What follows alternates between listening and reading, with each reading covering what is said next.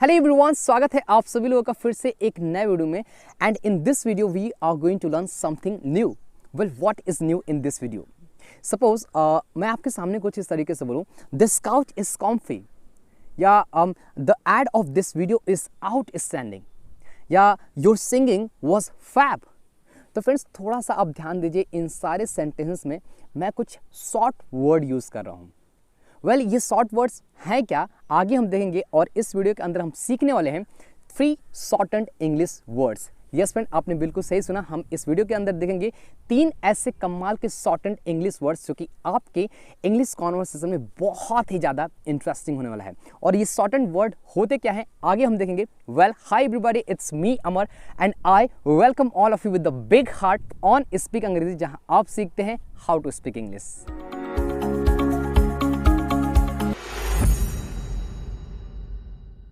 सो friends, चलिए देखते हैं उन सारे शॉर्टेंड इंग्लिश वर्ड्स को एक एक करके।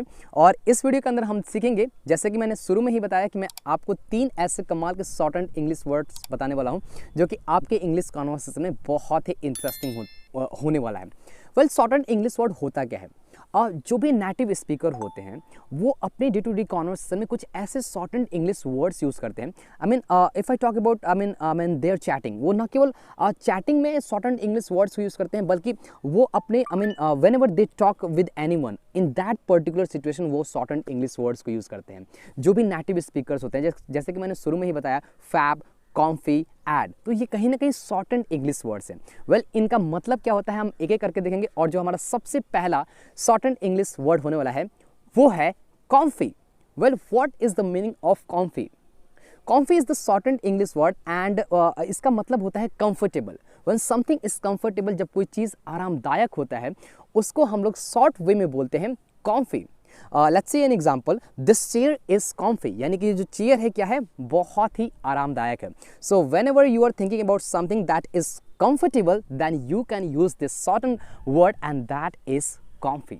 ओके, नाउ फ्रेंड्स, बढ़ते हैं अपने दूसरे शॉर्टेंड इंग्लिश वर्ड की तरफ। और जो हमारा दूसरा शॉर्टेंड इंग्लिश वर्ड है वो है ad. Well, what is the meaning of add?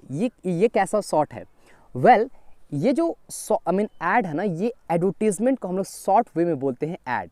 So whenever you are trying to speak, whenever you have seen advertisement, then you can speak in a very short way and that is ad. जैसे एक example के through हम बोलें, I saw so many ads while watching TV, यानी कि मैंने बहुत सारे एड्स को देखा जबकि मैं क्या कर रहा था, जब मैं टीवी देख रहा था। So in this way you can use this shortened English word and that is called ad. Okay, now बढ़ते हैं अपने तीसरे शॉर्टेंड इंग्लिश वर्ड की तरफ। और जो हमारा तीसरा शॉर्टेंड इंग्लिश वर्ड होने वाला है बहुत ही इंटरेस्टिंग है and I am damn sure that definitely आप वो उस शॉर्टेंड इंग्लिश वर्ड को आप यूज़ किए होंगे, और वो है फैब। वेल, फैब हम किसको बोलते हैं? फैब हम बोलते हैं फैबुलस को, यानी कि समथिंग दैट इज फैबुलस, उसको हम लोग क्या बोलेंगे? फैब। शॉर्ट वे में क्या बोलेंगे? फैब। एग्जाम्पल के लिए, सपोज आप किसी पार्टी में थे और पार्टी से आने के बाद आप किसी पर्सन से मिले और आपने बोला योर डांस वॉज फैब, यानी कि आपका जो डांस था ना वो बहुत ही फैबुलस था। और you can say your dance was fab when you did in the party, यानी कि आपका डांस जो था बहुत ही फैबुलस था जब आपने क्या किया, आपने पार्टी में डांस किया।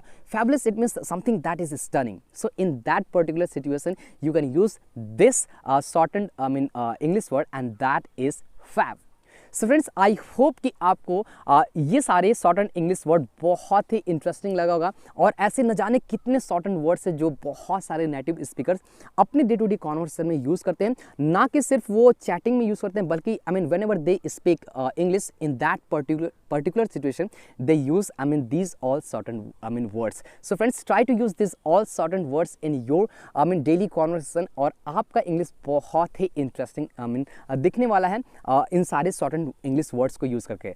So friends, if you know any certain words so please let me know in the comment section. तब तक के लिए friends, bye bye, take care, see you next video. Till then, keep practicing as much as you can say, and I always say, if you want to speak English fluently, do only one thing, and that is stop wishing, start speaking.